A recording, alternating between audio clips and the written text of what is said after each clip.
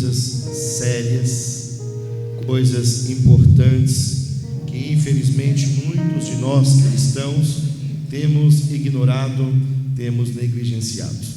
Na manhã de ontem, aqui mesmo sobre esse altar, eu estava pedindo uma direção a Deus para falar com vocês hoje, e eu me lembro que era cedo e eu estava com sono, e antes de pegar a Bíblia para ler, eu fui vendo alguns vídeos, e eu vi um vídeo que me chamou muita atenção, muita atenção.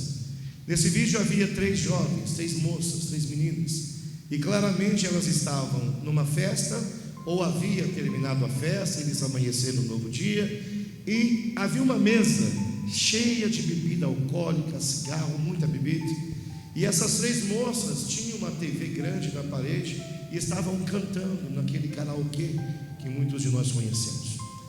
E me chamou a atenção o que? Elas estavam cantando louvor. A mesa cheia de bebida, roupas que não condizem com a vida de um cristão, cantando louvor. E me veio uma pergunta ao coração: Deus se agrada desse tipo de adoração?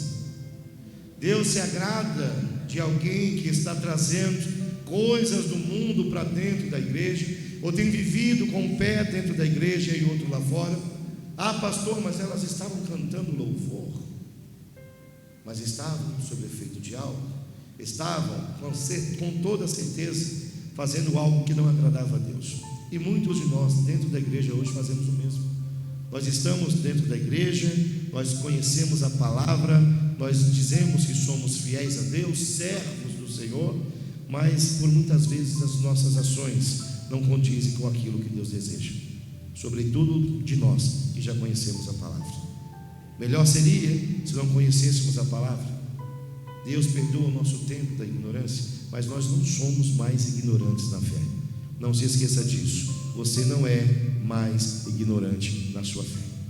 Por isso temos que vigiar, por isso temos que tomar muito cuidado com toda a decisão que nós tomamos, para que a gente não venha ferir o coração de Deus, não venhamos a ferir o coração do Espírito Santo, amém? Eu quero que a gente leia a partir do verso de número 2. Ouvi, ó céus, e dá ouvidos tu, ó terra, porque o Senhor tem falado. Criei filhos e engrandeci-os, mas eles se rebelaram contra mim. Ouvi, ó céus, e dá ouvidos tu, ó terra, porque o Senhor tem falado. Criei filhos e engrandeci-os, mas eles se rebelaram contra mim. Meus irmãos, aqui nós vemos Deus falando com os céus e alertando a terra. Ouvi, terra, o que eu te digo agora. Você é criação de Deus. Em algum momento da eternidade de Deus, Ele pensou em você.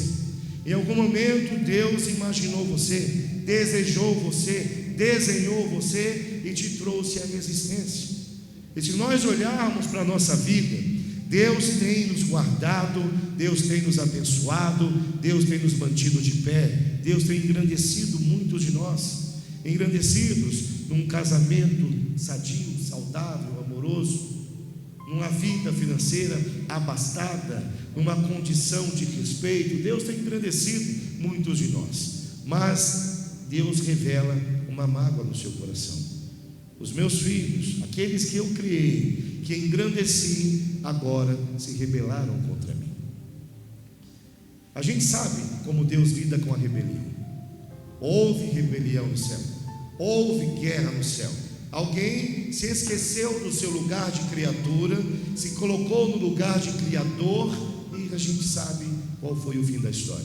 Porém, por conta de um ato de rebeldia que houve no céu, a Bíblia diz lá no Apocalipse: ai daqueles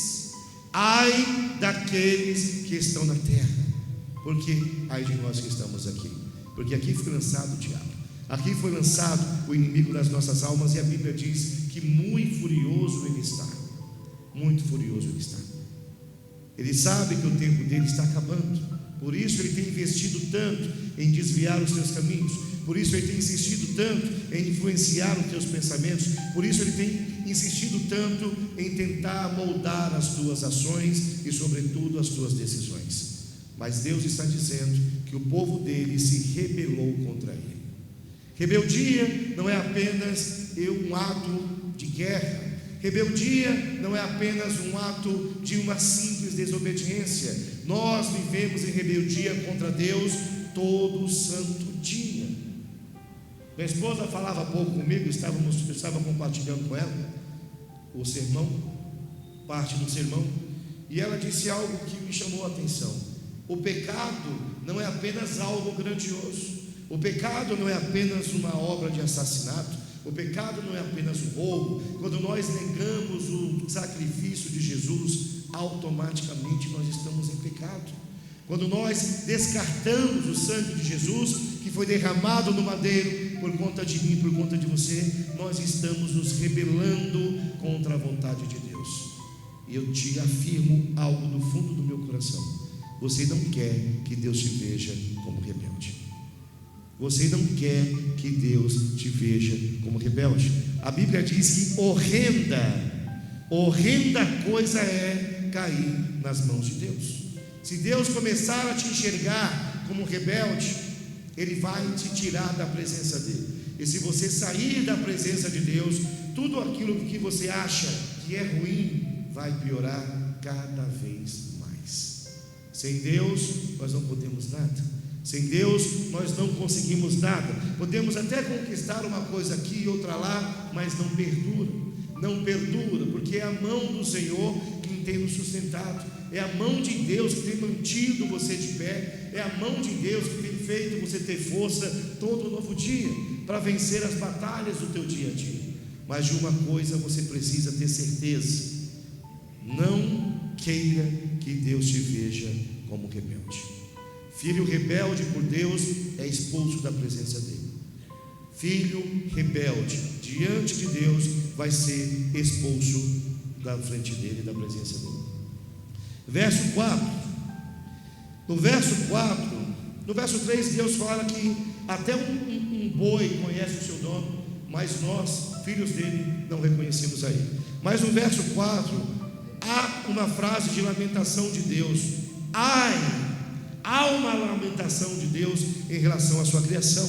Ai, nação pecadora, povo carregado de iniquidade, descendência de malfeitores, filhos corruptores, deixaram ao Senhor, blasfemaram o Santo de Israel e voltaram para trás. Ai, nação pecadora, povo carregado de iniquidade.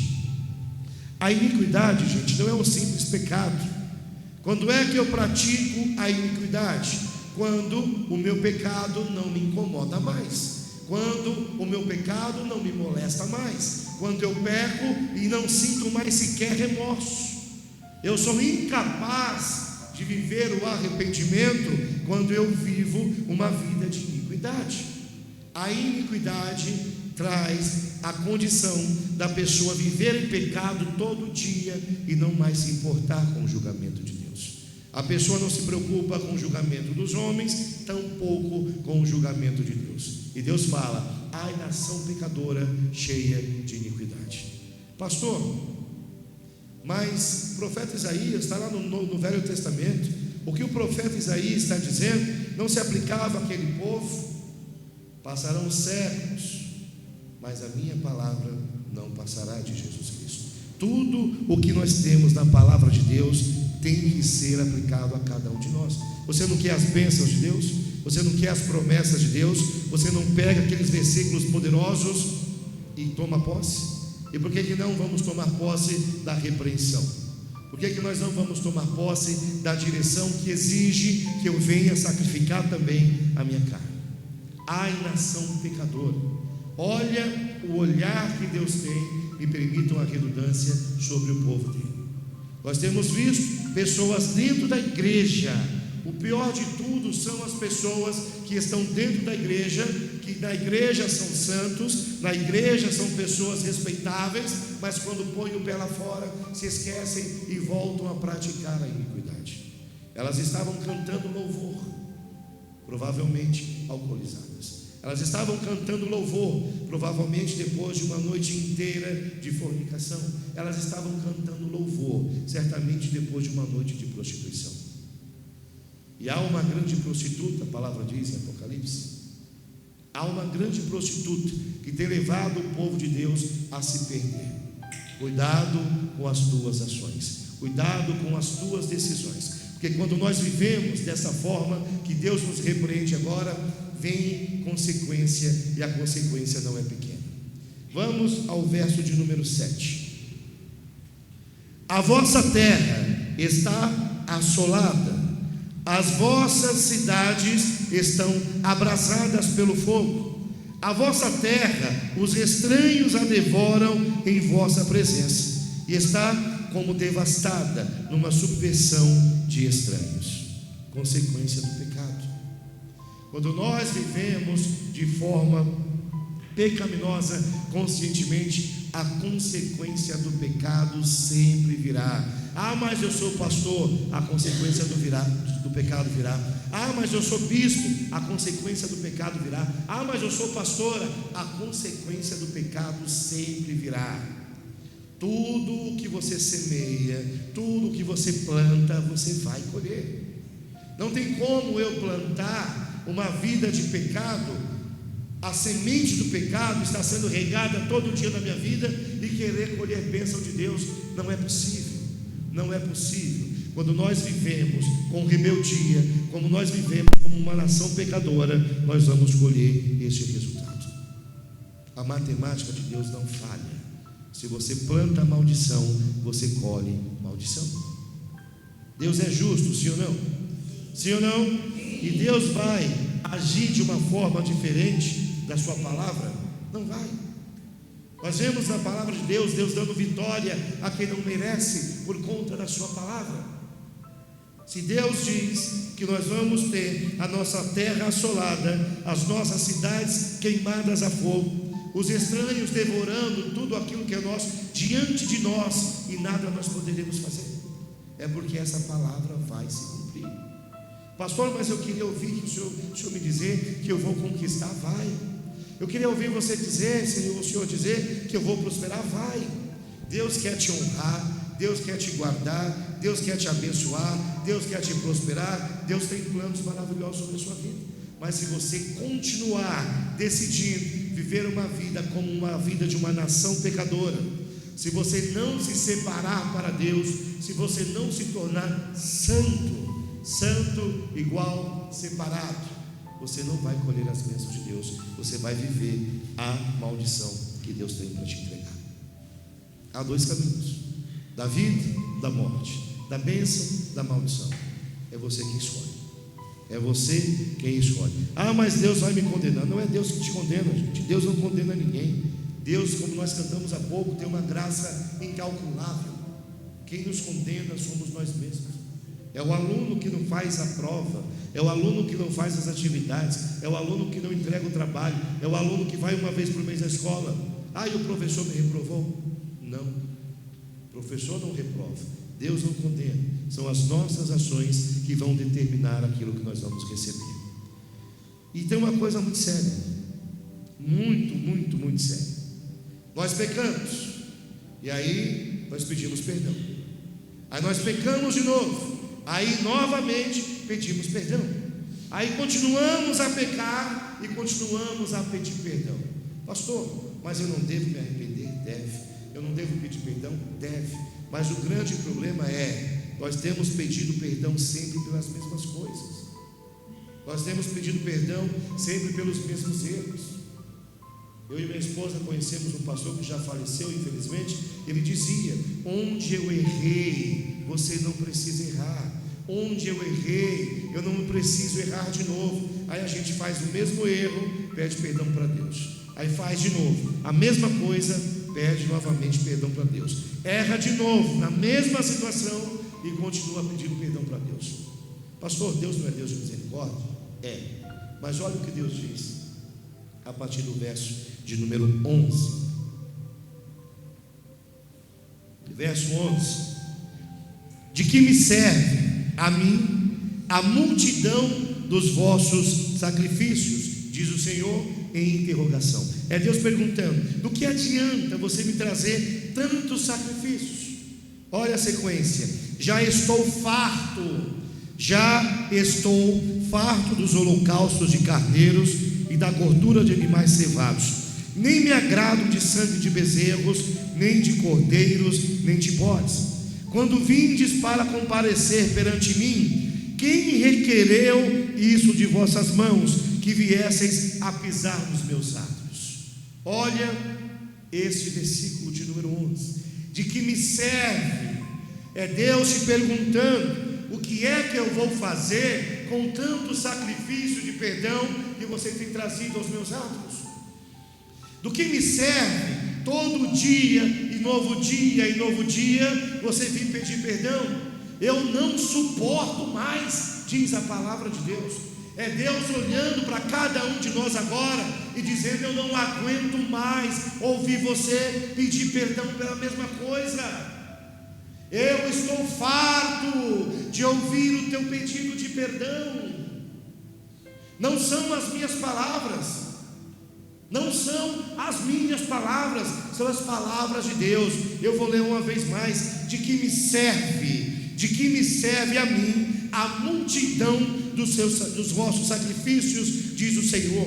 Já estou farto dos holocaustos de carneiros e da gordura de animais cevados. Nem me agrado de sangue de bezerros, nem de cordeiros, nem de bodes. Pula para o verso 13: não continueis a trazer ofertas vãs. Deus diz no verso 11: eu estou farto do seu pedido de perdão.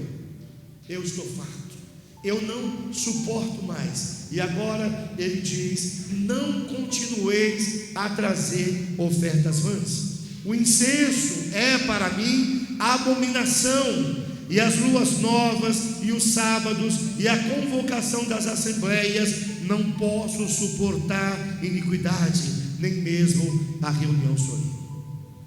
Nós estamos aqui em uma reunião, sim ou não? É uma reunião solene. Nós estamos reunidos em nome de Jesus. Nós estamos reunidos para ouvir a voz de Deus. E Deus diz que Ele nem suporta o culto que nós estamos entregando a Ele. Deus está se desagradando até mesmo da reunião que nós fazemos em nome dEle. Eu estou farto, diz o Senhor. No verso 2 nós vimos que Deus chama os seus filhos de rebeldes. No verso 4 nós vimos que fazemos parte de uma nação pecadora, que pratica a iniquidade. No verso 7 nós vemos a consequência das nossas ações sem Deus. E agora, dos versos 11 ao 14, nós aprendemos que Deus está cansado. Deus está cansado de falar conosco todo dia. Deus está cansado de usar pessoas para falar dele contigo. Deus está cansado de ouvir a sua palavra sendo pregada e rejeitada e descartada e jogada fora. Deus está farto. Pastor, quem é que diz isso? O próprio Deus de Israel, através da vida do profeta Isaías. Estou farto. De que me serve a mim a multidão de vossos sacrifícios, diz o Senhor. Já estou farto dos holocaustos. Deus está cansado, gente. Deus sacrificou o próprio filho. Imagine você olhando o seu filho sendo agredido, humilhado, arrastado, perfurado, coroado com espinhos, tendo lança traspassando suas costelas, pendurado numa cruz até que não tivesse mais forças para respirar. Aí o que a gente faz com esse sacrifício? Ignora. O que a gente faz com esse sacrifício? Sacrifica de novo. Mas tudo tem uma consequência. E olha quão terrível é a consequência que nos traz o verso de número 15. Preste muita atenção nesse versículo. Por isso, quando estendei as vossas mãos, escondo de vós os meus olhos, e ainda que multipliqueis as vossas orações, não as ouvirei, porque as vossas mãos estão cheias de sangue. Imagine você orando. Imagine que nesse momento você está no quarto, lá no teu quarto, no teu secreto, no teu esconderijo com o Altíssimo. E aí Deus está te observando. E quando Ele percebe que você vai orar a Ele, o próprio Deus está dizendo que vai fechar os olhos para não te ver. O próprio Deus está dizendo que vai tapar os ouvidos para não te ouvir. Quando vós estendeis as vossas mãos, escondo de vós os meus olhos, e ainda que multipliquei as vossas orações. Imagine você orando, e orando, e orando, e orando. Pastor, já estou 30 dias orando por uma causa, já estou há 1 ano orando pela conversão do meu marido, já estou há 10 anos, pastor, em oração.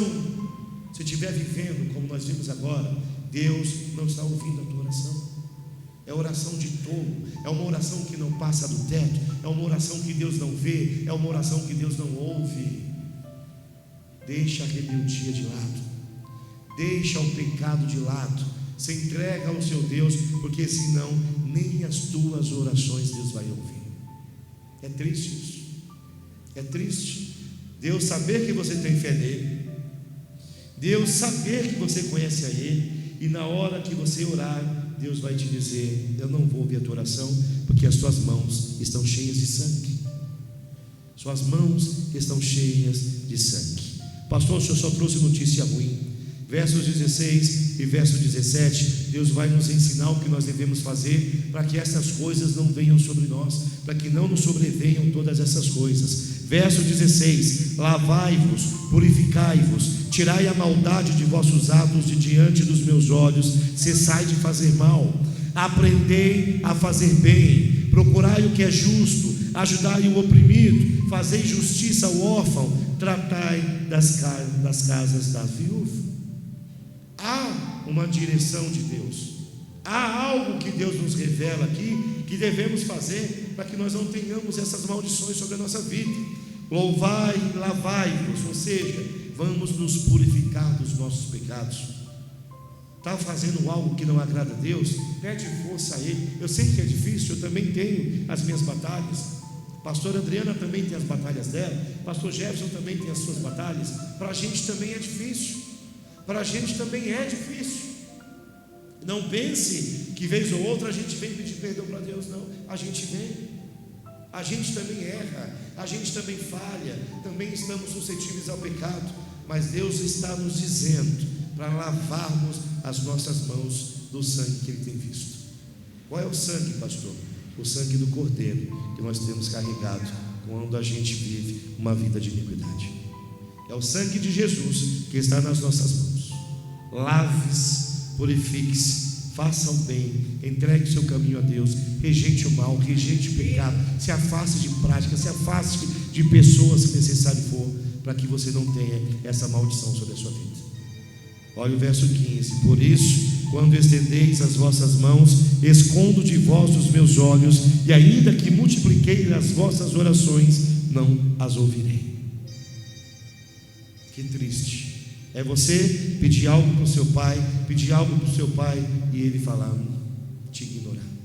É como se Helena tivesse feito algo que nos desagradasse, e aí ela vem: papai, mamãe, papai, mamãe, papai, mamãe, eu quero, papai, mamãe me ajuda, papai, mamãe faz, papai compra, mamãe compra, e a gente simplesmente fazer de conta que Helena não existe. É isso que Deus está dizendo. Você vai me buscar, você vai dobrar o seu joelho, você vai abrir o teu coração, você vai rasgar a sua alma, você vai orar a mim, mas eu não verei você. É Deus nos dando as costas, é Deus rejeitando a nossa oração. Mas como já lemos, versos 16 e 17 tem aqui a nossa instrução para que a gente venha se libertar dessas coisas. Verso 18: vinde então e raciocinemos juntos, diz o Senhor. Ainda que os vossos pecados sejam como escarlata, eles se tornarão brancos como a neve. Ainda que sejam vermelhos como carmesim, se tornarão brancas como a lã. O que é isso, pastor? Deus está dizendo que é possível sermos purificados dos nossos pecados. Deus está dizendo que por mais sujo que nós estivermos, Ele é capaz de nos limpar, Ele é capaz de colocar vestes brancas sobre nós. Olha o verso 19: se quiserdes, se o que? Quiserdes e obedecerdes, comereis o bem dessa terra. Deus nos dá do verso 17 até o verso 19, a lição principal. Primeiro, vamos parar de fazer o mal, vamos buscar fazer o bem, vamos nos achegar a Deus, vamos limpar as nossas mãos, vamos parar de pecar, vamos nos afastar de tudo aquilo que desagrada a Deus. Quando nós fizermos isso, Deus ainda garante que as nossas vestes serão lavadas. E no verso 19 há uma escolha, não há uma determinação aqui, há uma escolha. Qual a escolha? Se quiser, Deus está te dizendo: se você quiser e obedecer, eu permitirei que você viva o melhor dessa terra, que você coma o melhor dessa terra. Mas olha o verso 20: mas se recusardes e fordes rebeldes, sereis devorados à espada, porque a boca do Senhor o disse. Como se fez prostituta a cidade fiel, ela que estava cheia de retidão, a justiça habitava nela, mas agora homicidas. Deus diz: meu povo era reto, meu povo era justo, meu povo era fiel, mas agora se comportam como homicidas. Gente, Deus é justo, Deus é justo. Ele não vai nos abençoar se nós não estivermos vivendo de acordo com a vontade dele. Não vai. Ah, mas Deus é Deus de misericórdia. Se não fosse a misericórdia dele, com todos os pecados que a gente tem acumulado, nós nem estaríamos mais aqui. Mas eu lembro do que eu já falei aqui hoje: pecado não precisa ser algo grande. Eu rejeitar o que me diz Efésios em relação à minha esposa não agrada a Deus. Minha esposa rejeitar o que diz Provérbios em relação a mim não agrada a Deus. Eu não respeitar a minha filha não agrada a Deus. A minha filha não me honrar não agrada a Deus. Não precisa ser algo escandaloso. Aquilo que você faz no secreto, Deus vê. Aquilo que você faz no escondido, o diabo também vê. O diabo também vê, e o diabo é acusador. Se ele for hoje falar com Deus, como foi falar a respeito de Jó, o que é que Deus vai falar a teu respeito? O que é que Deus vai falar ao teu respeito? Se Deus visse agora, como viu Miriam e Arão perseguindo a Moisés, e descesse, o que é que Deus faria em teu favor? Como é que Deus tem te visto? Ele fala sobre Moisés, que Moisés é diferente. Se eu quero falar com um profeta, eu falo com ele através de sonho. Mas com Moisés é diferente. Eu falo com ele face a face. Deus desceu em forma de nuvem numa tenda para defender um homem de uma acusação, para defender um homem de uma perseguição. E a respeito de ti, o que é que Deus tem para falar? Servo bom e fiel? Servo bom e fiel? Ou servo mau e infiel? O que é que Deus tem a falar ao teu respeito? Verso 28 e 31. Mas os transgressores e os pecadores serão juntamente destruídos, e os que deixarem o Senhor serão consumidos.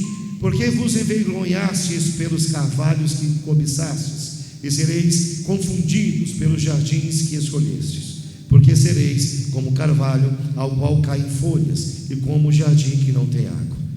E o forte se tornará em estopa, e a sua obra em faísca, e ambos arderão juntamente, e não haverá quem apague. Repete comigo: e o forte se tornará em estopa, e a sua obra em faísca, e ambos arderão juntamente. Diga agora com toda a sua fé: e não haverá quem os apague. Não haverá quem os apague. Se a gente continuar em pecado, eu resumi esses 3, 4 versos em uma palavra: condenação. Se nós cairmos nesse jardim, Deus está dizendo que nós seremos consumidos pelo fogo, e que ninguém será capaz de apagar. Ninguém será capaz de apagar. Eu vou, para a gente finalizar, te trazer aqui um breve resumo de tudo que nós vimos hoje, amém? Verso 2, Deus fala aos céus e à terra sobre a rebelião dos seus filhos contra ele. No verso 4, Deus fala do pecado do povo, desde as gerações passadas. Verso 7, Deus fala sobre as consequências do pecado sobre a vida do rebelde. Dos versos 11 a 14, Deus deixa claro que a decisão de continuar pecando e de apresentar sacrifícios a Ele o aborrece. Deus não quer sacrifício, Deus quer obediência. Verso 15, Deus rejeita as orações, Ele fecha os olhos e tapa os ouvidos para as orações. Deus, pecadores conscientes como imundos, porque a palavra diz que nós temos sangue nas nossas mãos. Versos 16 e 17, Deus mostra o que devemos fazer para sermos perdoados, mostra o que Ele espera de nós, amém? Versos 18 e 19, Deus fala da purificação, da conversão e do perdão. Versos de 20 a 24, Deus apresenta seu juízo e as consequências de sua ira sobre aqueles que não convertem seus caminhos. Versos 28 a 31, Deus fala da condenação. Para eu finalizar, eu quero que você leia comigo o verso 19. Vai lá no verso 19. É Deus te dizendo: se quiseres e obedeceres, comereis o bem dessa terra. Lê de novo: se quiseres e obedeceres, comereis o bem dessa terra. Agora vamos ler o 20. Mas se recusares e fordes rebeldes, sereis devorados à espada. Sereis devorados à espada. Aqui estão as duas escolhas que podemos fazer. Se eu decidir, se eu quiser e decidir obedecer, serei abençoado. Mas se eu continuar me mantendo como rebelde, eu serei condenado. E olha o final do verso 20: porque a boca do Senhor o disse. Ah, não foi o pastor James que disse que eu vou ser condenado? Não, é a boca de Deus que está falando através da sua palavra. A decisão pertence a nós, a escolha é nossa, o caminho quem traça somos nós. Então tome essa decisão hoje, queira, obedeça, se entregue a Deus, converta os seus caminhos, fuja do pecado, corra da aparência do mal. Quando a gente olha a história de José do Egito, a Bíblia diz que ele fugiu, ele não ficou lá: não mulher, você é casada, não mulher, não sei, não, ele fugiu da aparência do mal. Ele fugiu, ele correu. Tanto é que ele foi pego pela roupa e a roupa dele ficou para trás, como prova do diabo contra ele. Mas ele fugiu da presença do mal. Fuja da aparência do mal. Se sujeite a Deus, resista ao diabo, e quem vai fugir é ele dos seus caminhos, em nome de Jesus. Essa é a palavra que Deus colocou no meu coração, que ela tenha falado contigo. E meus irmãos, leve isso muito a sério. Escolha obedecer, para que Deus te dê o melhor dessa terra. Porque se você continuar em rebeldia, ninguém apagará o fogo que vai te consumir. Diga: Senhor meu Deus, eu te agradeço por esta revelação. Se coloque de pé, coloque a mão no teu coração, feche os teus olhos. Meu Pai, em nome do Senhor Jesus Cristo, eu quero te agradecer, Pai, pela oportunidade que tu me deu de falar a tua vontade sobre o teu povo. Eu te peço, Pai, que estas palavras ministradas hoje enraize no coração de cada um dos meus irmãos. Que em nome do Senhor Jesus venha sobre cada uma dessas pessoas a consciência espiritual, a necessidade da entrega verdadeira ao Senhor. Meu Pai, dá entendimento, dá sabedoria, e sobretudo eu te peço, dá a força necessária para que o teu povo seja capaz de dizer não ao pecado e sim à tua vontade, em nome de Jesus. Diga: Senhor meu Deus, através do teu Espírito, eu te peço, me dá a força necessária para andar em retidão diante do Senhor. Diga amém. Canta um louvor para a gente, irmão. Em nome de Jesus. Para a gente não, para Deus. Sou grato ao Senhor. Feche os teus olhos e ouve esse louvor. Por todas as provações que me fazem crescer em ti, ao deixá-lo agir,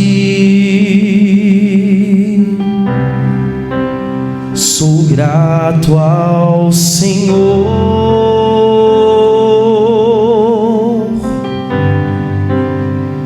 pois as provas vêm transformar a minha vida.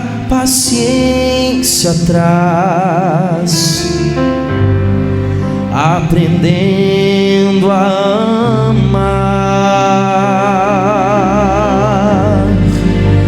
mas é difícil te entregar meu egoísmo e assim deixar que o teu Espírito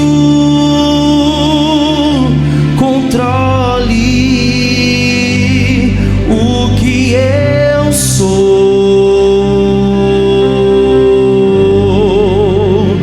Mas quando chegam as provações,